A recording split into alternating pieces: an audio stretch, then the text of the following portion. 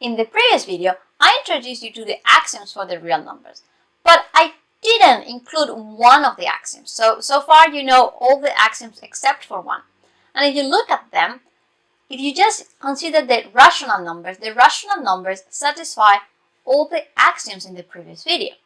So this extra axiom that I haven't told you about is the one that makes the difference between the rational numbers and the real numbers. But before we can discuss that last axiom for the real numbers, we need to introduce the idea of maximum, upper bound, and supremum. So let's get started. The maximum of a set in plain language is the largest element of the set. Simple, right? So let's take a look at some examples. So if we look at the maximum of the set, like 2, 3, 5, 7 is 7. And the maximum of the set, closed interval 0, 1 is 1, right? 1 is in the set and is the biggest of all the elements in that set. Now, with this in mind, let's try to build a formal, rigorous definition. We've done this before. We've gone from the intuitive idea to the rigorous definition, so let's do it again. Well, we're going to start with a set that is a subset of the real numbers, and we say that M is the maximum of S is if, well, first we said that it's the largest element of the set. So first of all, the maximum has to be in the set. So if, well, M is in S. And then we said the largest of them. So that means that any element in my set S has to be less than or equal to M. So, well, using quantifiers, that means indeed that for every X in S, X is less than or equal to M. So this is the definition of the maximum. But not every set has a maximum. Here I'm going to give you a non-example. The open interval 0, 1 doesn't have a maximum. The number 1 cannot be the candidate to be a maximum like we had for the closed interval 0, 1. But 1 is not in the set, so it cannot be a maximum. And if I pick any other element in the set, well, that element would be a little bit less than 1. But between that number that I pick and 1, I can always find a real number in between, as we will see later. So that means that we cannot really find the largest of all the real numbers between 0 and 1, because there is none. There is not a maximum when you have the strict inequality. Okay, so then my question is, can we come up with an improved version of the concept of maximum that would allow us to capture this idea of kind of 1 is kind of the maximum, but it's not the maximum because it's not in the set? And the answer is yes, we can. We can improve this idea. So we're first going to define what an upper bound is. So if we have a subset of the real numbers and B is a real number, we're going to say that B is an upper bound of S, even only if for any X in S, X is less than or equal to B.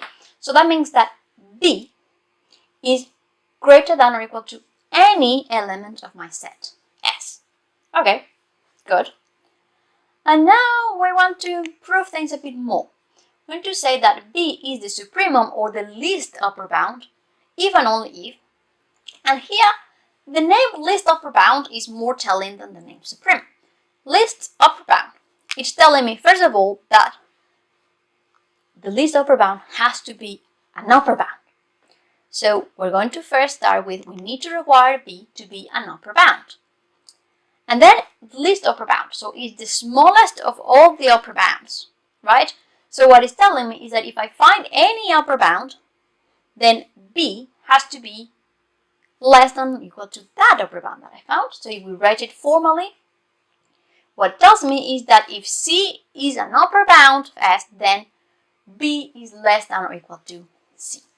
And that is the definition of supremum or upper bound. Perfect. We have a definition. Very good.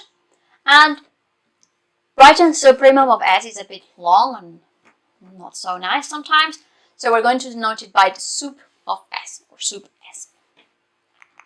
Okay, and now there is another definition that I would like us to look at, and is that a set is bounded above if it has at least one upper bound. And actually, you see, if you have one upper bound, you have infinitely many, right? Because if you find an upper bound, any number bigger than that upper bound is also an upper bound. Perfect. Okay, let's take a look at some examples. Well, the set 1, 2, 3, 5, 7. Is it bounded above? Yes, it is.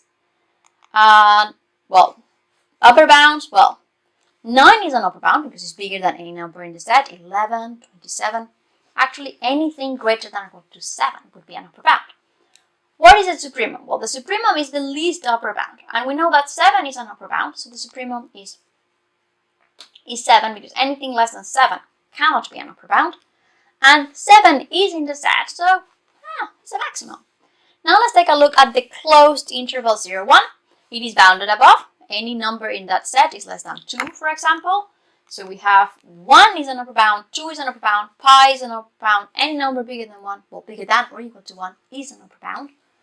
The supremum, well, which one is the smallest of all the upper bounds? Well, it's 1, because any number less than 1 is not an upper bound.